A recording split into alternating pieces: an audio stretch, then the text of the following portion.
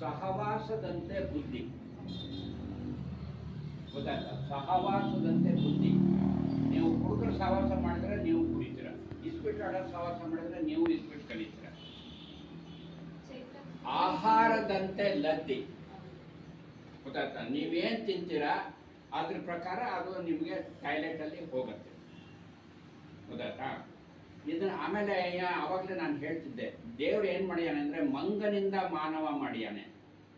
ಅವನು ಯಾಕೆಂತಂದರೆ ಭೂಮಿ ಭಾರನ ಮೇಂಟೈನ್ ಮಾಡ್ಬೇಕು. ಅವನು ಎಲ್ಲರೂ ನಾವು ಮೊದಲೇ ನಮ್ಮನ್ನು ಮಾನವರಿಂದ ಮಂಗ ಮಾಡಿಬಿಟ್ಟಿದ್ರೆ ನಾವೆಲ್ಲ ಇಲ್ಲೇ ಉಳ್ಕೊತಿದ್ವಿ, ನಾವು ಸಾಯೋದಕ್ಕೆ ಇಷ್ಟನೇ ಪಡ್ತಿರ್ಲಿಲ್ಲ ಅಲ್ವಾ? ಅದರಿಂದ ಅವನೇನು ಮಾಡ್ದ ಅಂತಂದರೆ ಬುದ್ಧಿವಂತಿಕೆ ಮಾಡ್ದ, ಮಂಗ ಮಾಡ್ದ. ಮೊದಲು ನಾವೇನಂದರೆ ಚಿಕ್ಕ ವಯಸ್ಸಿನಲ್ಲೇ ಕೋತಿ ಥರ ಕುಣಿಯೋದು, ಮಾಡೋದು, ಆಟ ಆಡೋದು ಎಲ್ಲನೂ.